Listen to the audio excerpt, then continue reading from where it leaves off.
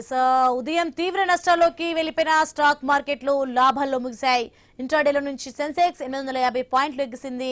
మొత్తంగా 208 పాయింట్లు లాభపడింది. నిఫ్టీ 74 పాయింట్ల లాభంతో కీలకమైన 25,400 పాయింట్ల పైన ముగిసింది. మెటల్స్ బ్యాంకులు భారీగా లాభపడ్డాయి. మిడ్ క్యాప్, స్మాల్ క్యాప్ షేర్లు మాత్రం ఈ షార్ట్ ర్యాలీకి దూరంగా ఉన్నాయి.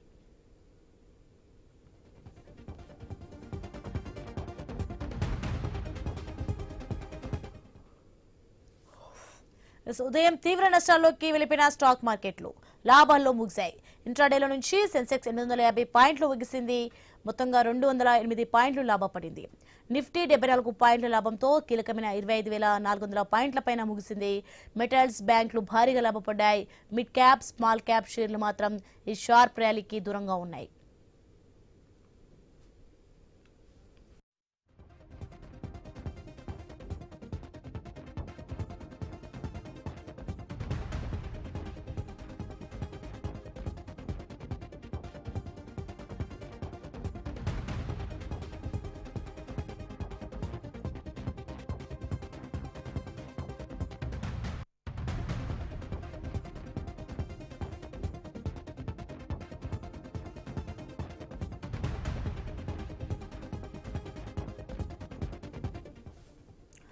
ఉదయం తీవ్ర నష్టాల్లోకి వెళ్లిపోయిన స్టాక్ మార్కెట్లు లాభాల్లో ముగిశాయి. ఇంట్రాడేలో నుంచి సెన్సెక్స్ 850 పాయింట్లు ఎగిసింది.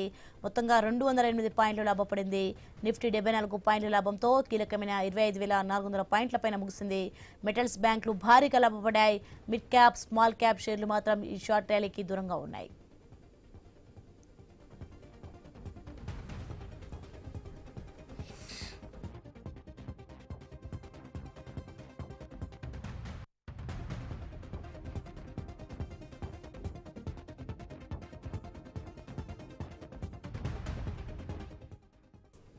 ఉదయం తీవ్ర నష్టాల్లోకి వెళ్లిపోయిన స్టాక్ మార్కెట్లు లాభాల్లో ముగిశాయి. ఇంట్రాడేలో నుంచి సెన్సెక్స్ 850 పాయింట్లు ఎగిసింది.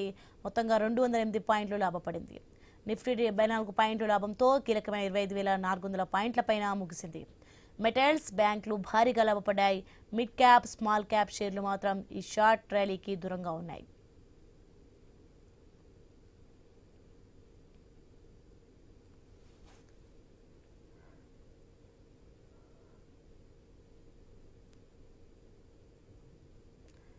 స్టాక్ మార్కెట్ సంబంధించి మరింత సమాచారం మనకి ప్రభు అనలిస్ట్ గారు జూమ్ లైవ్ లో సిద్ధంగా ఉన్నారు. ఎస్ నమస్తే అండి ప్రభు గారు. ఎస్ మొత్తానికైతే స్టాక్ మార్కెట్ లాభాల్లో ముగిసినట్లుగా తెలుస్తుంది. ఏమంటారు దీనికి సంబంధించి?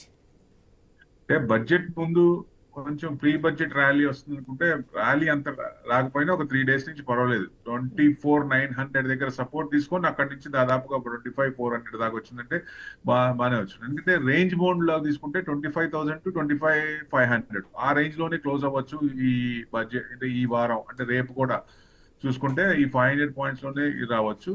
బడ్జెట్ కనుక సండే ఉంది కాబట్టి సండే కనుక ఇస్తే మంచి బూస్ట్ ఇస్తే ఇన్వెస్టర్స్ కి. ఎందుకంటే దవ్వూరి సుబ్బారావు గారు కూడా లెటర్ రాశారు ఏది సీతారామన్ గారికి. సో డెఫినెట్ గా ఇది మంచి తరుణమే. ఈ టైంలో కొంచెం బూస్ట్ ఇవ్వాలి మార్కెట్ కి. ఇంత ఎందుకంటే మనకేం ప్రాబ్లం లేదు. బయట టెరిఫ్ల వల్ల వాటి వల్లే మనం ఇబ్బంది పడుతున్నాం. మిగతా అన్ని బాగానే ఉన్నాయి. రిజల్ట్స్ పెద్ద ఎక్స్పెక్ట్ చేసిన Q3 రిజల్ట్స్ బాగా ఎక్స్పెక్ట్ చేసాం, అంత మించి రాలేదు, కొంచెం డౌన్ లో ఉన్నాయి అంతే. నెగిటివ్ కానీ మన బ్యాంకులు బ్రహ్మాండంగా ఉన్నాయి. NPA తగ్గింది, ఇంట్రెస్ట్ రేట్లు తగ్గినాయి, ఇన్ఫ్లేషన్ కంట్రోల్లో ఉంది, అన్ని బాగానే ఉంది. అంటే ట్రిగర్ పాయింట్ కోసం చూస్తోంది. ఈ ట్రిగర్ పాయింట్ మన బడ్జెట్ అవ్వచ్చా అంటే ఈ బడ్జెట్ లో బూస్ట్ ఇవ్వచ్చు. ఎందుకంటే ఎప్పుడు 12 సంవత్సరాల్లో ఎప్పుడు బయటకు రాకుండా ఫస్ట్ టైం బయటకు వచ్చి రిటైల్ ఇన్వెస్టర్స్ ఆపాల్సిన పని లేదు, కొనుక్కోండి అని భరోసా ఇచ్చింది ఆమె. సో డెఫినెట్ గా అంటే ఈ బడ్జెట్ లో డెఫినెట్ గా బూస్ట్ ఇచ్చే అవకాశం ఉన్నది. పెద్ద ఆశ పెట్టుకున్నారు అందరూ ఇన్వెస్టర్స్ అందరూ. సో డెఫినెట్ గా ఇచ్చి తీరుతారు అనేది మేబీ. ఎందుకంటే లాంగ్ టర్మ్ క్యాపిటల్ గెయిన్స్ కానీ షార్ట్ టర్మ్ క్యాపిటల్ గెయిన్స్ కానీ పెంచిన దాని మీద లాస్ట్ ఇయర్ మళ్ళీ పెంచారు. సో ఇప్పుడు మరి ఈ సంవత్సరం ఏం చేస్తారు అనేది తగ్గిస్తారా? STT ఏమో 0.00125 ఉండేది, దాన్ని 0.10 చేశారు, పెంచారు బాగా. కొన్ని STT ఏమైనా తీస్తారా?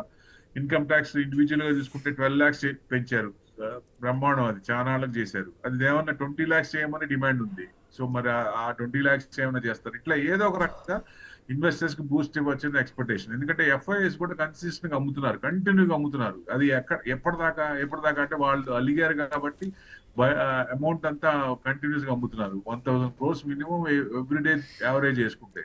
సో వాళ్ళని అట్రాక్ట్ చేసుకోవాలంటే వాళ్ళు కార్పొరేట్ ట్యాక్స్ రిడక్షన్ చేయడం కానీ ఇట్లా ఏదో ఒకటి ట్యాక్స్ ఇవ్వాలి.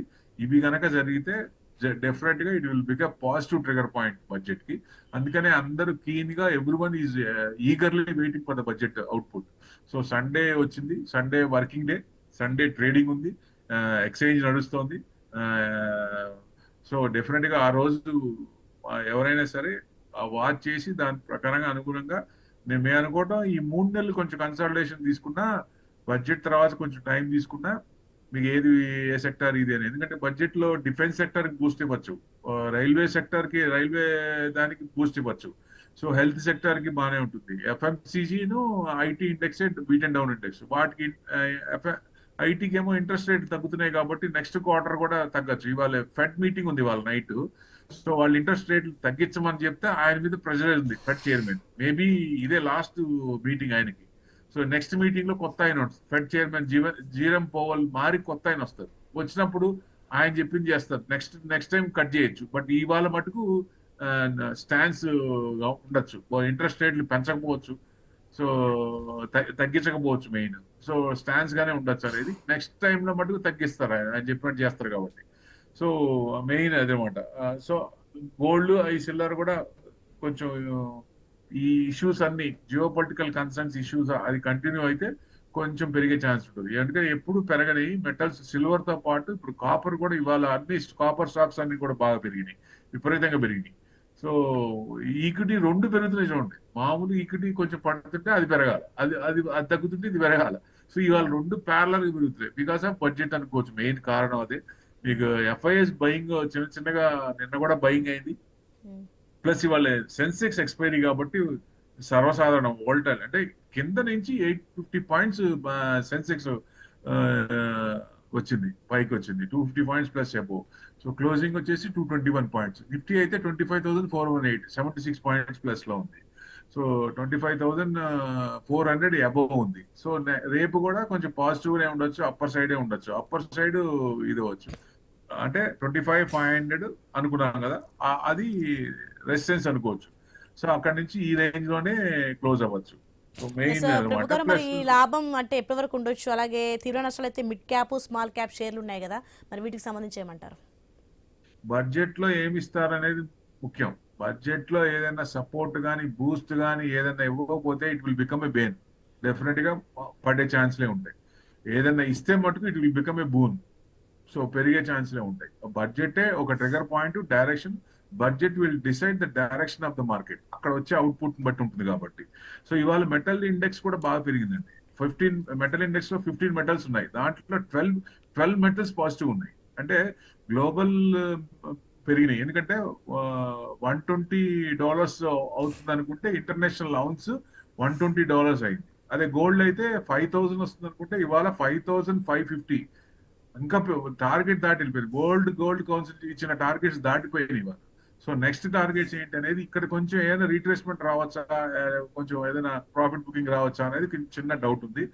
అదే ఈ బడ్జెట్ లో ఈ సండే కనుక బూస్ట్ వచ్చి అంటే నెక్స్ట్ వీక్ కొంచెం రీట్రేస్మెంట్ మెటల్స్ అయ్యే ఛాన్సులు ఉంటాయి. ఈ బడ్జెట్ డైరెక్షన్ చేసుకోవచ్చు. ఒక రకంగా డాలర్ వీక్ అయింది, జియో పొలిటికల్ రిస్క్ ఉన్నాయి కాబట్టి దీని అనుగుణంగా మెటల్స్ ఇవాళ బాగా పెరిగినాయి. రోజు తగ్గుద్ది కొందాం అనుకున్న వాళ్ళకి ఆశ నిరాశ అవుతుంది. దాదాపు 10 రోజుల నుంచి ఎవ్రీడే పెరుగుతోంది. 10,000, 15,000, 20,000 సిల్వర్ కానీ కాపర్ కానీ. కాపర్ అంతా కొంచెం పెరుగుతుంది. సిల్వర్ మటుకు అసలు చెక్కన అన్నట్టు పరిగెడతానే ఉంది. సో మెయిన్ ఇవాళ పార్లమెంట్ లో ఎకనామిక్ సర్వే కూడా సబ్మిట్ చేశారు సీతారామన్ గారు. దాంట్లో కూడా కొంచెం యుఎస్ ట్రేడ్ డీల్ అతి తొందరలో జరగచ్చు అనేది పాజిటివ్ వైబ్ ఇచ్చారు ఒకటి. అది కనుక నిజంగా జరిగితే నిజంగా మంచి పాజిటివ్ అవుతుంది. ఎందుకంటే ఆయన కూడా ఎప్పుడు యూరోపియన్ వాళ్ళు, మన European countries, NATO countries 27 countries, ఇప్పుడు నాటో కంట్రీస్ 28 కంట్రీస్ అనాలి. ఎందుకంటే ఇండియా జాయిన్ అయింది కాబట్టి. ఇప్పుడు దాకా యుఎస్ లో ఉన్నది మనతో జాయిన్ అయ్యారు అంటే ఇంకా అర్థం చేసుకోవచ్చు వాళ్ళ స్ట్రాటజీకి. ఎందుకంటే ఈ డెవలప్మెంట్ లో ఎమర్జింగ్ మార్కెట్స్ లో ఇండియా గ్రోత్ అవుతుంది కాబట్టి డెఫినెట్ గా వాళ్ళ చూపు మన సైడ్ ఉంది. సేఫ్ హెవెన్ ఎక్కడ చూసుకున్నప్పుడు వాళ్ళు అక్కడ టరీఫ్ల వల్ల ఇబ్బంది పడుతున్నారు కాబట్టి ఆయన నుంచి ఎప్పటి నుంచో సాంగత్యం ఉన్నవాళ్ళు వాళ్ళు తెగదెంపులు వేసుకొని డీల్ అనేది ఇక్కడ కుదుర్చుకున్నారు. It's a mother of all deals అన్నారు అందుకనే. సో డెఫినెట్ గా $33 ట్రిలియన్ వర్త్ అది.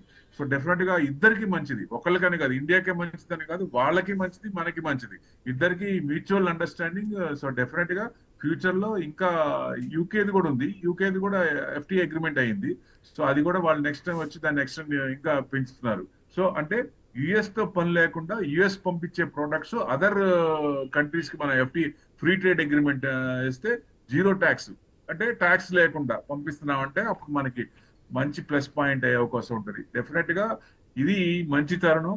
మనకి ఈక్విటీ మార్కెట్ ఇబ్బంది పడుతుందని ఎవరైనా బాధపడాల్సిన పని లేదు. డెఫినెట్ గా టైం ఇస్తే మళ్ళీ యూటర్న్ తీసుకునే అవకాశాలు ఎక్కువ ఉన్నాయి. రైట్ థ్యాంక్ యూ ప్రభు గారు.